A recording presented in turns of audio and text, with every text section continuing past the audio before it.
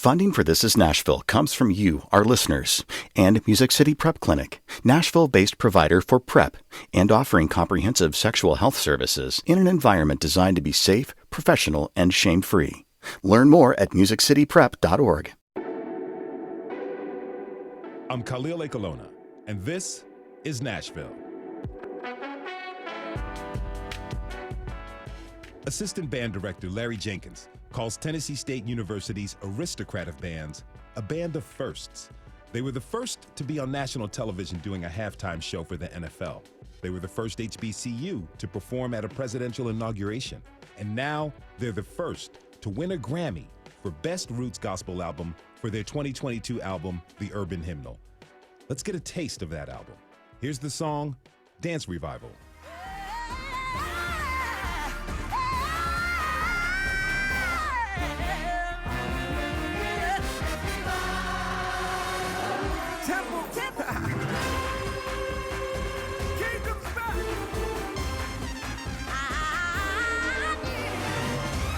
Verse is a sermon, amen to the new kid. I'm on stoned out though, we need a revolution. Every church need a rapper, I'm the new Martin Luther.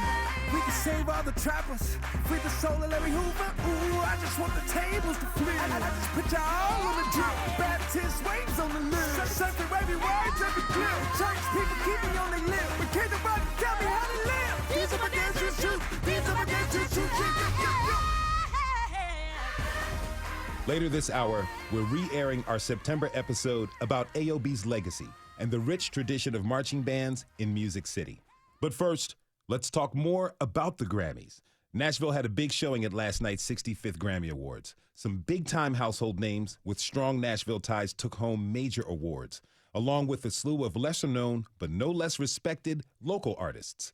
The Grammys can be a lot to sort out and make sense of. But we've got WPLN senior music editor Julie Hight here to unpack the awards and read between the lines. Julie, welcome back to This Is Nashville. Thanks for having me. Thank you for being here. Okay, so, before we get into these artists, I just got to know what it's like for you watching an award show like this, whether we're at a watch party maybe or wherever you were at. Paint the picture for me of what you pay attention to.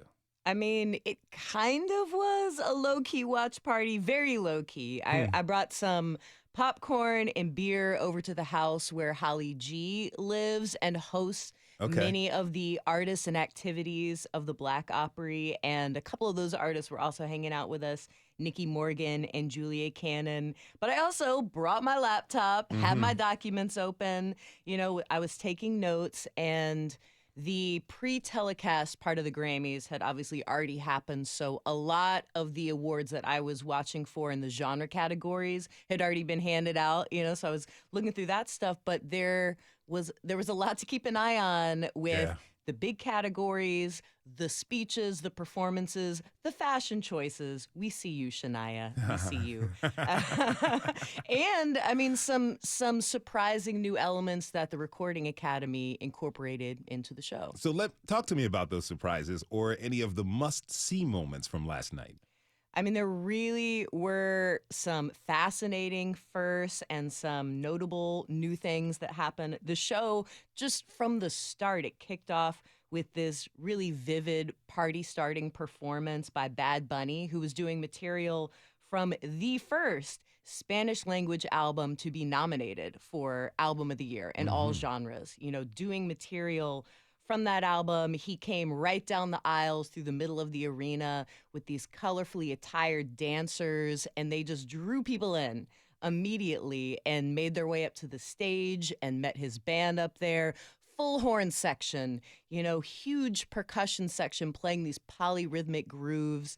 And I think it was really significant that they were putting a Latinx star front and center at the beginning of the show, as opposed to, saying, well, that's for the Latin Grammys, which has happened a lot in the past.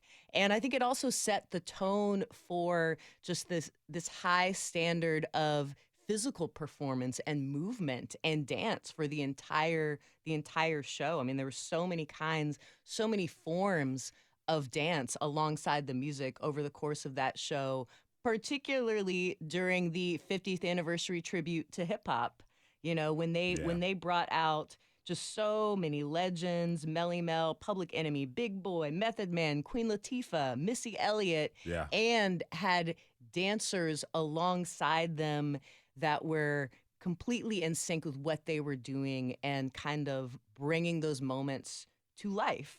You know, I mean, yeah, that was pretty incredible to watch. That was an amazing production. And of course, I mean, the win that we were all rooting for in Nashville that we didn't know if it was going to happen or not was the AOB in that roots gospel category. I mean, they were up against some pretty big names. The Gaithers, a big group in Southern gospel, and Willie Nelson. Yeah. So that was phenomenal, beating out well-known contenders and becoming the first college marching band to win a Grammy. And I mean, back in the fall, it made me think back to when I got the chance to walk through the band rooms at TSU with the producers of that album, Sir the Baptist and Larry Jenkins, and learn about how they created that work and how much their aspirations for it. They were talking from the beginning about what ambitions they had for that album and the impact it would have. 100 years from now, hopefully, there's a kid in a band room with his friend working on music. And if they need a model, we set it up to where they can see, okay, you know what? This is how you do it. So, you know, you've got a lot of thoughts about what the Grammys mean for the music industry. It's particularly like what we have here in Nashville. You know, help us stand in your shoes. What about Nashville made it to that national spotlight? I mean, it was kind of interesting to watch how between the nominations and the wins, there was a spotlight on the kind of subtle tweaking of some familiar Nashville forms and templates and tropes. I mean, Dan Auerbach of the Black Keys, he was up in the Producer of the Year category for all of these projects that he produced that were, you know, country and blues and rock. That he recorded with either elders or emerging voices with real throwback sensibilities in his studio here in Nashville, Easy Eye Sound. And Taylor Swift, she was up for new versions of material that she recorded back in her Nashville era, you know, in her country pop era, new treatments, new recordings and expanded, you know, videos, that kind of thing. And Brandi Carlile, not a Nashville resident, but someone who has really strong professional ties and music making connections here. I mean, her wins demonstrated how classic rock is roots music at this point. I think we'll touch more on that a little bit later. But I mean, there were songs from Maren Morris and Miranda Lambert that were nominated, and they were doing new things with these country mythologies. And then Molly Tuttle's nominations in bluegrass and the all-genre new artist category point to a little bit of a different kind of a breakthrough for an artist coming out of bluegrass. What message does it send with Molly Tuttle's win? Yeah, I mean, I think of her as this artist that came up in this really robust music community of bluegrass, you know, that's big on tradition, big on lineage, big on kind of training up new generations of pickers in the way it's been done and in the canon, in the standards, that kind of thing. So it's a really supportive and celebratory scene, but it can also be a little bit insulated from, you know, from other music scenes in the outside world. And in the past, the artists that have kind of broken out of bluegrass to broader popularity, like Alison Krauss or Bela Fleck, you know, they expanded their audiences by leaning into other stylistic sensibilities. And Molly Tuttle, she can do a lot of things stylistically. She has done a lot of things stylistically, but she entered a bigger spotlight over the last year or so by really leaning into her contemporary take on straight ahead bluegrass and kind of working with time-tested songwriting templates and doing the thing that's really expected of the greatest bluegrass musicians, playing. I mean, capital P playing, really shredding with her flat picking on guitar. Now, you mentioned Brandi Carlile. Talk a little bit about the superstar's connection with Nashville. How did they fare? Yeah, she has had, I mean, the nature of her connection is, she comes here and makes albums, and she works with, with Dave Cobb, the producer, with Shooter Jennings, the producer. They work in one of the historic studios on Music Row. And those are, and she just is really, really connected and admired and collaborates in, multiple roots music communities and country communities here in Nashville. And going into the awards, I mean, she was really one of the most widely nominated artists, and not for the first time. But I think that the way that she wound up being showcased over the course of the show, it was really interesting because it blurred certain lines of the familiar ways that we see genre and gender. Because before the telecast began, she'd already won in a couple of rock categories with her song Broken Horses, as well as an Americana category for the album that song is on.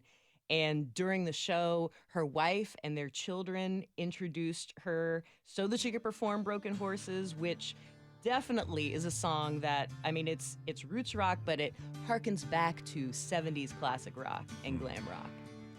Oh, well, my father's leather on the inside of my skin. I may try and weather a woman, but I won't be tried again. Don't think that you can come for me without your Sunday best. You had better call your priest and hope the devil gets the rest before I do. Oh, and I will do.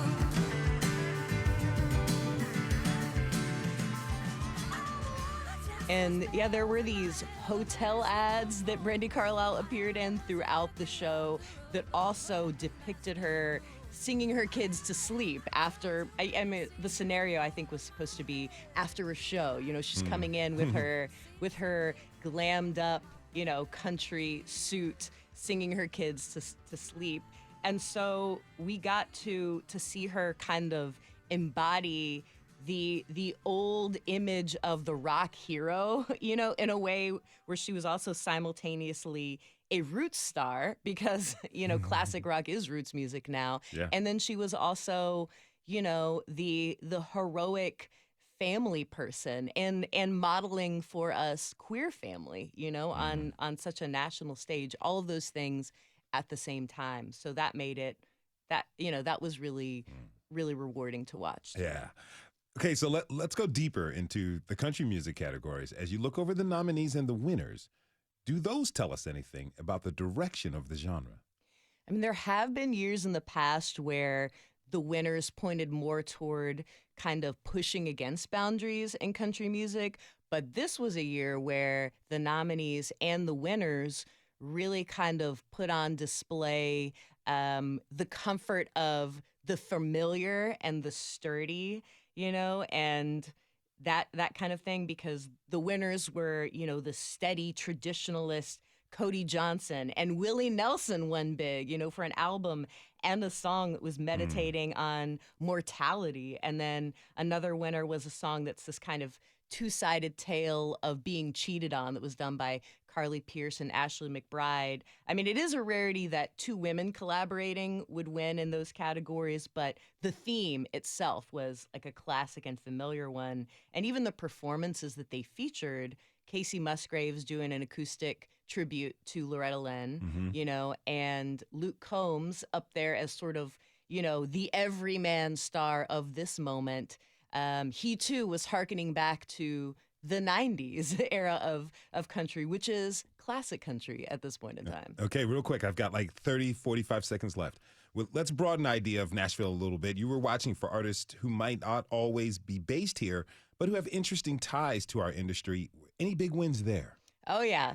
Money Long in R&B performance. She won before the telecast. She also has done a ton of work under her real name, Priscilla Renee, as a pop and country and R&B songwriter, and has done an underappreciated country album called Colored here, like in the late 2010s. So I love to see her getting the recognition that she deserves, and also the spoken word poetry artist Jay Ivy won. Jay Ivy is also on that AOB album, and lived in Nashville and really helped uplift the spoken word scene for several years. Julie Hight is senior music writer for Nashville Public Radio. You can find all of her coverage at WPLN.org. And I encourage you today to revisit her feature on the TSU Aristocrat of Bands, who won a Grammy last night. Julie, thanks as always.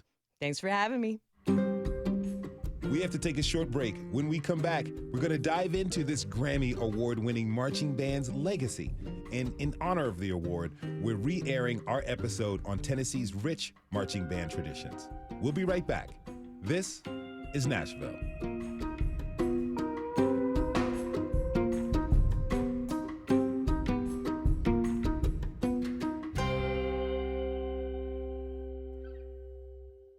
Funding for This is Nashville comes from you, our listeners, and Music City Prep Clinic, Nashville-based provider for PrEP and offering comprehensive sexual health services in an environment designed to be safe, professional, and shame-free.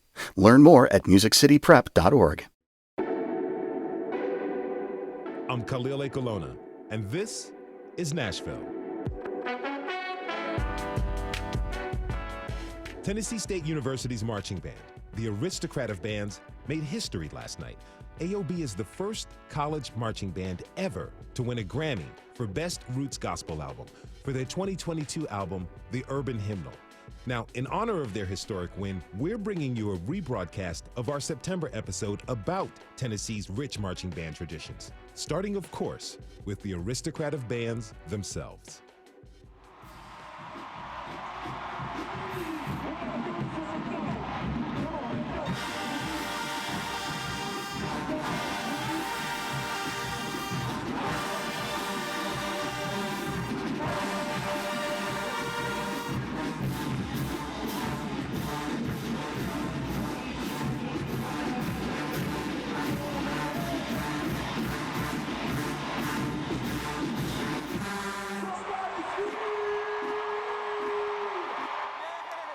That was TSU's marching band, the Aristocrat of Bands, paying tribute to rapper Young Dolph during halftime at the Southern Heritage Classic rivalry game in Memphis between Jackson State and Tennessee State. The roar of the crowd tells you just how special a moment they created on the field. My next guest is behind that energy. Larry Jenkins is the Assistant Director of Bands at Tennessee State University and a former member of the Aristocrat of Bands. He joins me now. Larry, thank you for being here, my friend. Welcome to This is Nashville. Absolutely. Thank you so much for having me. It's good to see you as always, my brother. It's a pleasure. It's a pleasure. Just a little bit of transparency. When I did my test interview here at WPLN to be the host of this show, you were my first guest, my first interview. Wow, this is deja vu. Yeah, that's right. Here we are, full circle. So, tell me, when you hear clips of the band performing, how do you feel? I think I feel really good in knowing that I was a part of that moment, like seeing it all come together, seeing when the students started to click and really get it right. And also being able to hear the crowd and the audience and see how we made people feel. So it always makes me feel good to relive some of those moments, retrace the steps, think about the students who, we were in contact with for that moment, because the band changes every year. Mm-hmm. So it's always special. So as we've been discussing, the band released this wonderful gospel album, the Urban Hymnal. Congratulations on that. Ooh, thank you so much. Thank you. What does it mean to you? Oh, my goodness. This album means, honestly, the world. This is such a special project. We call it legacy work, something where we're leaving something behind that will touch, not only people now, but generations and generations of people to come. This is one that, we can all be proud of, our university, all our HBCU community. It really hits home hard. It's how we say it hits different. It hits different. It hits different. So how's it hitting differently for your students? How are they reacting to this great accomplishment? You know what? I think once they heard it, especially, it was a wow moment. I think about how special it is that time when you're in college, but also think about being young, being 18, 19, 20, whatever the case may be, and maybe not even understanding the gravity of everything at the moment. Sometimes we say, "Oh, you'll get it in 10 years." It'll hit you a little later. But I think it hit a lot of our students, and hit home once the album released, and they could hear it. They see themselves on the cover, and it's just like, "Oh, whoa, we made history moment. I mean, this is a major first, right? I Absolutely. mean, that's nothing new for the AOB. I mean, what are some of the other firsts the AOB has been a part of? Oh wow! So this is you're in the AOB's lane right here. Yeah. But we call ourselves a band, the first to be on national television doing the halftime show for the NFL. We were the first to do HBCU to do the presidential inauguration, and we've done several since then. This is a first that I think I haven't heard anything else for doing the international soccer game from like New Zealand, Mexico. I mean, just all types of them. And then, to our knowledge, the first HBCU to play on the White House lawn. We played for President Obama and all the guests for the opening of the National Museum of African American History and Culture in D.C. So, and now the album. That's a whole lot of firsts. So what does this mean? What does this album mean for the HBCU style of marching band music? And what is its place in the music industry? Wow. I think the place, I'll start on the back question first. The place it has its own. This is brand new. You've heard, maybe a band sampled on something, or any other time you might pull up Apple Music, Spotify, and hear, some clips from someone at a game or fight song. This is totally different. This is its own, original music, but it also culturally is fusing, gospel. And with that being the case, we're taking these two just entities that are such a big part of our culture, being the HBCU, our institutions, specifically TSU in this case, and taking gospel music, which is such a big part of our culture and heritage, and merging these two huge, iconic, just things together to produce this package, which I think creates an amazing, amazing new space for, bands and just culture, period. My next guest is a part of that culture. Austin Willay, a.k.a. A. Willay, is a saxophonist, TSU grad, AOB alum, and now part-time teacher at W.O. Smith Community Music School. A. Willay, thanks for being here, man. Definitely, man. Thank you for having me. So what memories come to mind when you hear clips of the AOB playing? Man, just listening to that clip that you just played of the AOB, brought back the energy is unmatched. Everything from hearing that drum line at your back, to hearing that crowd roar when you do that show song and that concert song. The dance, that's one of the major parts of, the show style is the dance routine. Just everything about just that one clip that I heard just brought back so many memories. I could see people, like, in my imagination, rocking out in the crowds and what Oh have my you. goodness, it's a moment. That's a right. moment. So tell me, how'd you get started playing in the band? Man, okay, so I'm from Nashville, born and raised in Nashville, and being in the inner city of Nashville, growing up in the 90s, TSU is Nashville, is Black Nashville, and everything in Nashville kind of revolves around the energy that comes out of Tennessee State University, Fisk University. So the marching bands have always been something very special for the city. When you go to a TSU homecoming, being in that environment, seeing all the marching bands come through and be able to showcase what they have, it breeds the energy, and it's something that I always wanted to be a part of.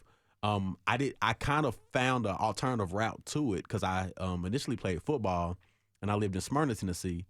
We ended up moving back to Nashville for some odd family reasons, and I couldn't play football anymore because of the rule, TSSAA rules. So I ended up just joining the band at Whites Creek just to keep busy, And I myself didn't even realize what I was getting myself into when I joined the band. I had always played sax. I was a student at W.O. Smith Music School.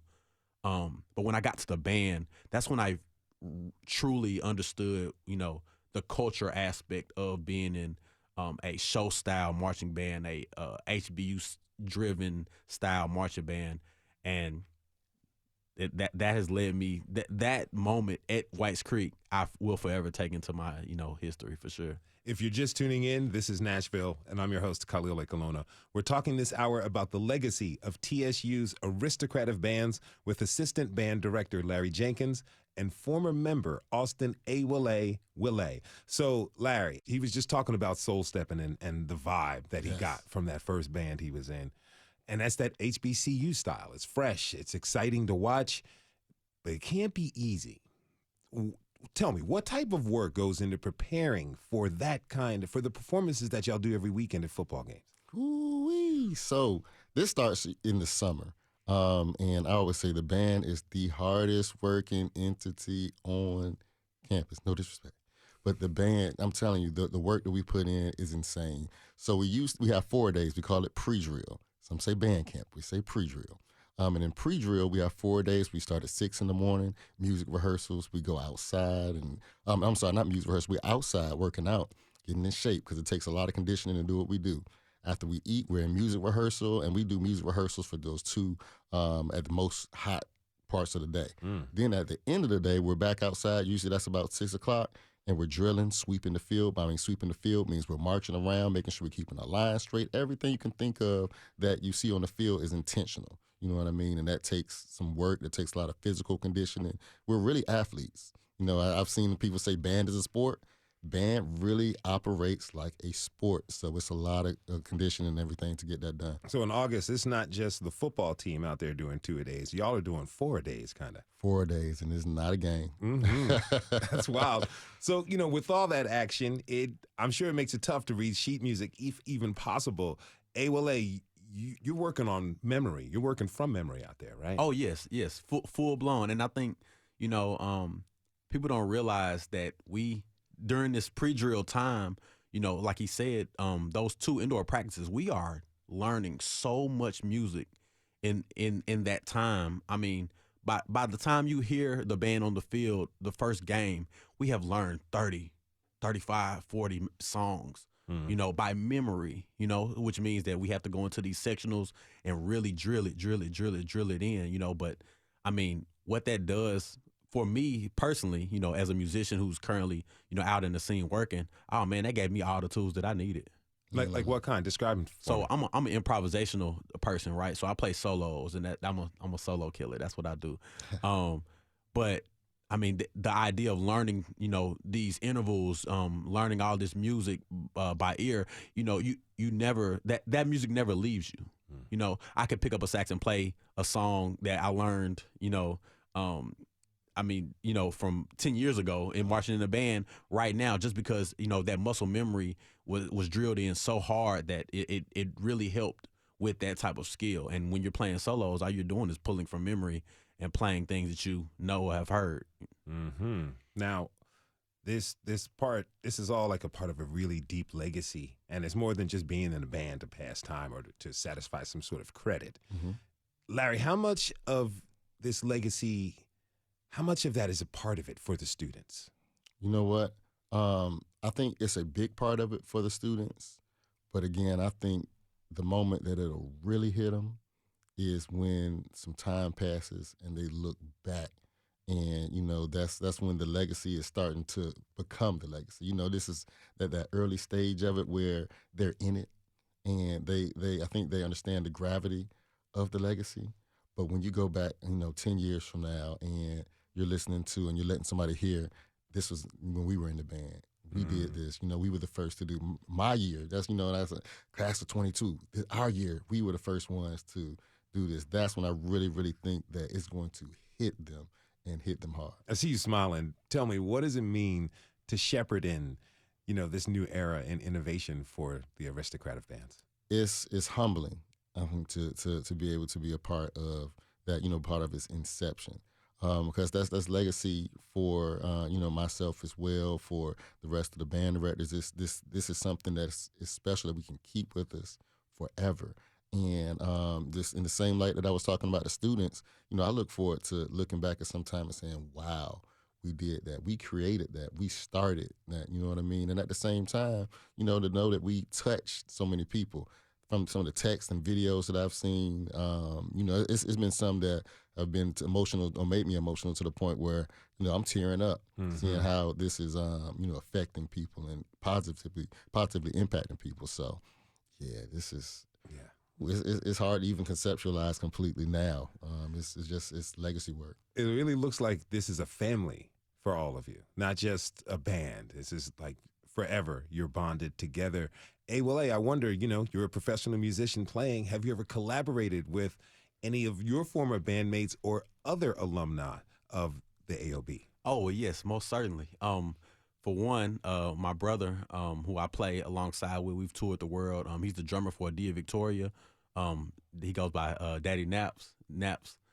Tim Beatty. He was, drumline, snare drummer on the line there. My brother Double A, who's also a big part of the album here. I mean, me and him have worked on, so we got so much music in the chamber and things that we still working on to till this day. I mean, even between me and Larry, we've done stuff, we've done shows. Absolutely. I mean, we've been a part of, it's a family. It's a family, and not only is it a family, it's a talented family. And so when you think about the people who are from this family who are going off to do music, when the opportunities come, those are the first people I look to. I mean, for it, as soon as something happens, boom, I turn to the right and to the left is somebody who was part of that same journey in the marching band, and I say, hey, let's do it. Come on. Larry, considering this moment of innovation, what do you see in the future for the Aristocrat of bands? In the future, I see us continuing to innovate. I think we found us a lane doing what we did. So I think we'll continue to steer that ship and kind of lead the way in regards to what we just did, and then opening up new opportunities, because I think really what's going to happen from what we did is going to, one, inspire others to do some things similar, but also being in the forefront of it and leading it is going to open new opportunities for some doors we probably don't even know about yet. You know what I mean? Some new opportunities, some new inventions, some new concepts. All these things I think will come about as we continue to move forward with what we're doing with this. That is Larry Jenkins, assistant band director at Tennessee State University. He was joined by saxophonist, music teacher, and AOB alum, Austin Awole Wille. Larry Awole, thank you so much for being here, and keep on making beautiful music. Absolutely. Thank you. Thank you so much. Thanks for tuning in to this rebroadcast of our 2022 episode on TSU's Aristocrat of Bands, which just made history last night by winning a Grammy for Best Roots Gospel Album. After the break, we'll turn to the next generation of marching bands. Join the conversation by tweeting us at This Is Nashville. We'll be right back.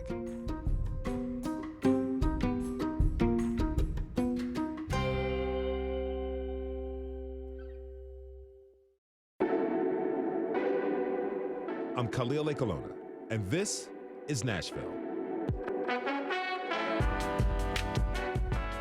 When I was in high school, our marching band was not very exciting. They lacked the spark that got people to perk their ears and pay attention during halftime. It's a lot of pressure for young musicians to move the crowd to the edge of their seats. My next guests know what it takes. Eleni Miller is the John Overton High School band director, and she's joined by one of her students, sousaphone player and Overton Jr., Jamen Jackson. Eleni, Jamen, welcome to This Is Nashville. Thank you so much. We are so excited to be here today. Really excited to have you both. So Eleni, tell me, I understand you grew up in a musical family. So is that where your interest in marching bands first formed? It totally is. Both of my parents are actually music educators, and I have two older brothers, and they both play instruments. And I got to watch them go through the process of joining marching band and going through the high school and college careers playing in marching band. And I developed a deep love for the activity. And here I am today as a band director, doing it myself. You're a band director, but this is pretty cool. What led you back to your alma mater, John Overton High, to become the band director? Yeah, so it's funny. When I was in high school, I was like, oh no, I'll never come back here, even though I loved it deeply. But it's funny. People say never say never. But as I went through college and realized I wanted to stay in Nashville, it was important to me to give back to something that meant so much to me when I was younger. And it kind of created me and like developed me and helped me become who I am today. And so that was really important to me that I come back here and try to give kids the same opportunities that I had. So in the time that you've been here, you've made quite an impact. Tell me, what's the history of the marching band at John Overton? Yeah, so Overton has had a very rich history of competitive marching band, from state championships to participating in BOA. It's been very, very competitive focused. And this year we've kind of made an adjustment. We've made a shift to more of a community-based structure. So how did you change that band's approach? So over the past couple of years, I've kind of been observing our audience's reactions to our shows, and we were finding that we weren't getting as much engagement and connectivity with our audiences. And so we kind of stood back and took an eagle vision approach last year, trying to figure out, okay, what can we do to make this more of a community focused ensemble? What can we do to connect with our audiences, with our student section, with our football team, with the overall Nashville community? And we decided the first step would be to kind of change what our musical selections were. If the audience can recognize the music that you're playing, that's an immediate connection that they're going to have. And so this year we're playing songs by Beyonce, Eminem, Charlie Puth, Lil Nas X, a little bit of Christina Aguilera in there. And we have really found that almost immediately our audiences have been engaged. And it's been so fun to see them interacting with us during our halftime performances. I wonder, have any like students come up to you and just been saying to you, thank you for playing these songs that they can relate to? I think they were a little bit hesitant at first, like, what is this actually going to look like with it being our first year? But after our first game, we always huddle up after our performances and talk about, what did we do well? What did we still need to work on? And you could just tell on their faces, like there were smiles all around. And from that moment, I felt validated, like, okay, we made the right decision. We're moving in the right direction. And ever since then, it's been really exciting, and the kids have been super happy. And we're going to hear a little bit of that sound from you all in a second, but I want to bring Jamen in. So, Jamen, tell me, why did you join the Overton Marching Band? I would say there are quite a few reasons. When I was in the 8th grade, our school, Oliver, we came to John Overton for a little bit of like a band meetup kind of thing, where we got to perform with the John Overton marching band. And we got to be on the field. We got to play songs with them in the stands. And that was a introduction to marching band to me. And also, when I also got into Overton, I didn't actually play a lot of the instruments that were often played. I played bassoon, and so I had to move to sousaphone. But Miss Miller, she gave me a fantastic introduction to the sousaphone and really showed me, hey, the marching band is fun. This is going to be a great experience, and this is going to be a great community. So yeah. Now, Eleni, do you remember the first time you heard Jamen on the sousaphone? Yes, I certainly do. It's funny because, he is a bassoon player, so you don't really know what would be a good transitional instrument for him going into marching band. And we kind of needed some sousaphones. We were kind of low on that instrument. And so I was like, you know what? Let's see how this goes. And I gave him a mouthpiece to start. And I explained, all right, this is how you set your lips. This is how you buzz. This is how you blow air through it.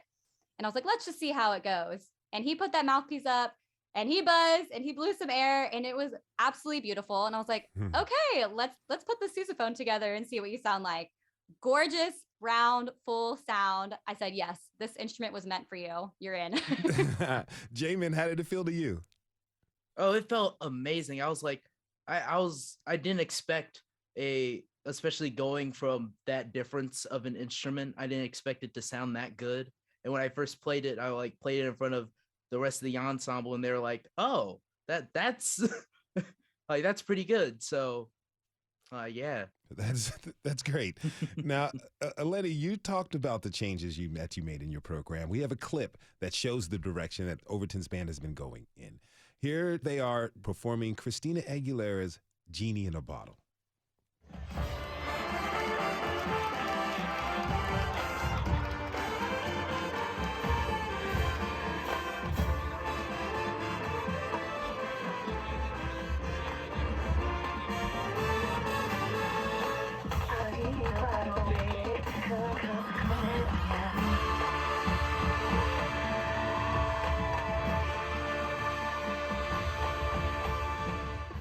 All right, so that's a short clip of Overton performing part of their so-called mixtape medley of pop hits.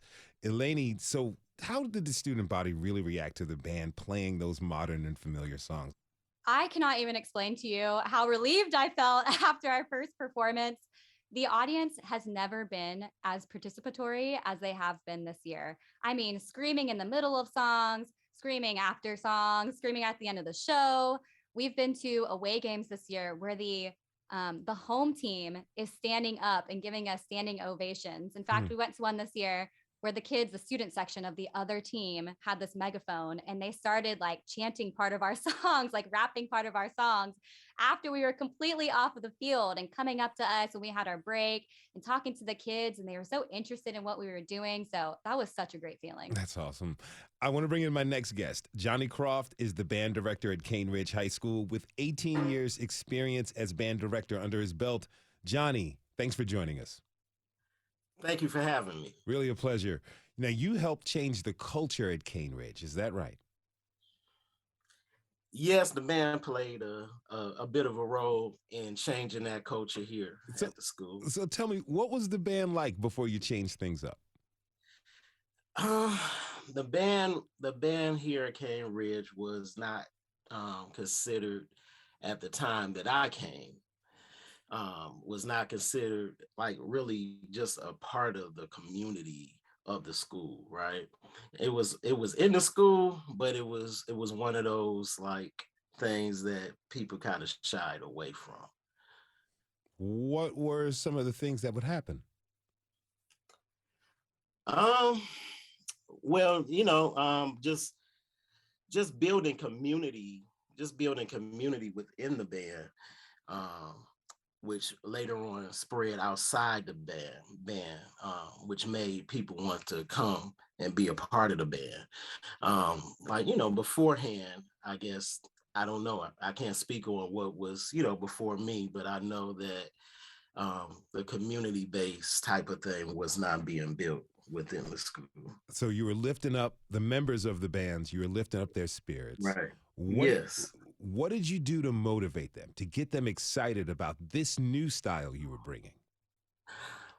Well, similar to what Elaine was saying over there, Overton, we started playing more tunes that people recognize, more things that were popular. Like Michael Jackson, Bruno Mars, those type of things. And when they recognize those songs, it makes them, flock to them. Beyonce, all those popular artists that are out there today. Mm-hmm. If you're just tuning in, this is Nashville, and I'm your host, Khalil Ekalona. We've been talking this hour about the rich tradition of marching bands in Music City. Right now, we're talking with the next generation, with high school band directors Johnny Croft and Eleni Miller, and student Jamen Jackson. So, Johnny, you're an alum of TSU and the Aristocrat of bands. So yes, how did you channel that experience you got there into your band at Cane Ridge? Oh, wow. So my matriculation through TSU as a student afforded me a lot of opportunities, to travel and do different things and just to see a crowd reaction when you put on a good show. And I wanted my students to get that same feeling, right? So, when they do a show well and the crowd recognizes it and people start singing along with it within the crowd, and I wanted my students to experience that same feeling as well as travel to different places. We've been to Washington, D.C. We've been to New Orleans, Louisiana. We've been kind of all the Mid-South, Alabama, Georgia, and everywhere like that as well. Mm-hmm. Here's a clip of one of Johnny Croft's arrangements for the Cane Ridge High School band. They're in the bleachers bouncing in unison as they performed the song "The Show" last year.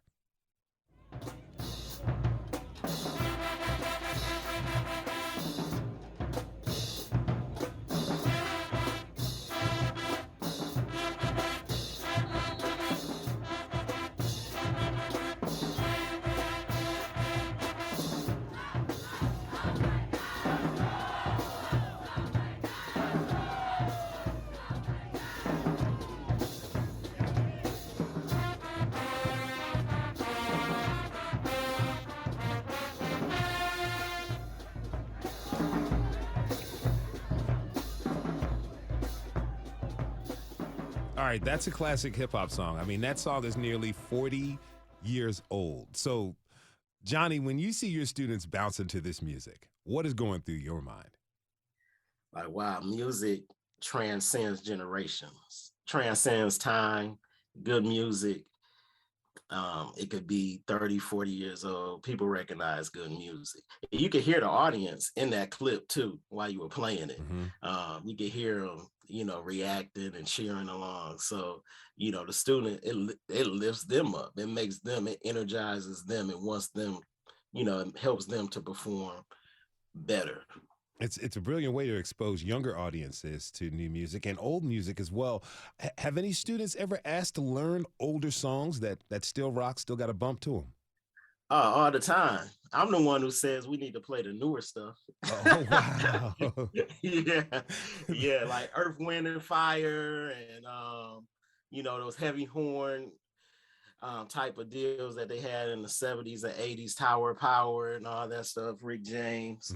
They're like, man, we need to play that. I'm like, well, and let's play some current stuff too, So we have a nice mix. That's a nice little role reversal. I love it. Now, Eleni, how would you like to see the influence of marching bands develop?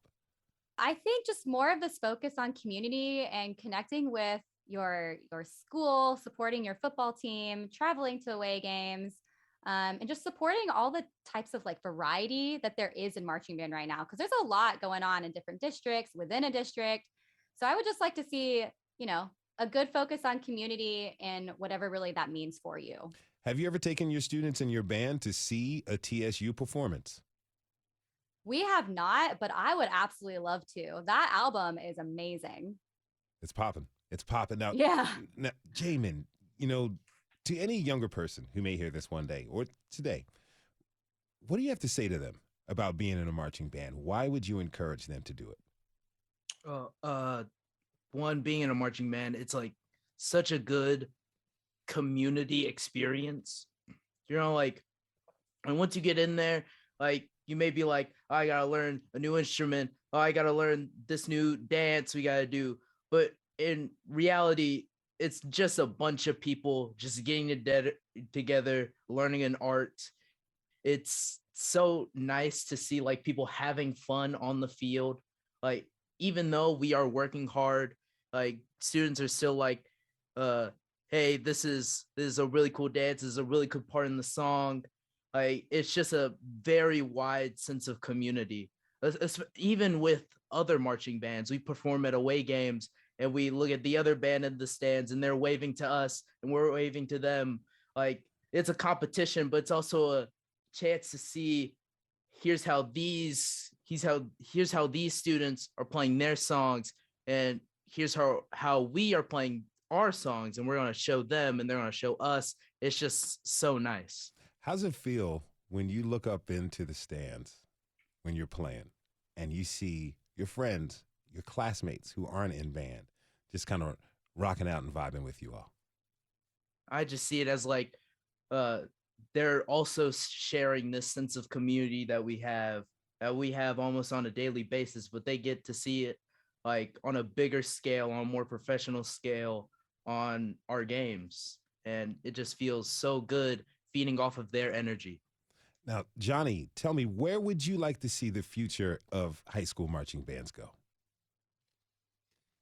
Well, the future of high school marching bands, I would like to see them keep moving in an upward direction with positive and more participation, because they're doing things positive. Studies have shown that marching band and just band in general has several different effects for the student, sense of responsibility, multitask, discipline, teamwork, commitment, time management, personal growth, and leadership are just to name a few. That is Johnny Croft, Cane Ridge High School band director. He was joined by Jamen Jackson, junior at John Overton High School and sousaphone player in the marching band, and Overton's band director, Eleni Miller. Thank you all for being here. Really appreciate it.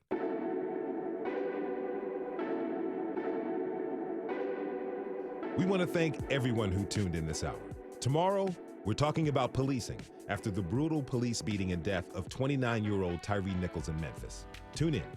This is Nashville is a production of WPLN News and Nashville Public Radio. Listen back at thisisnashville.org or wherever you get your podcasts.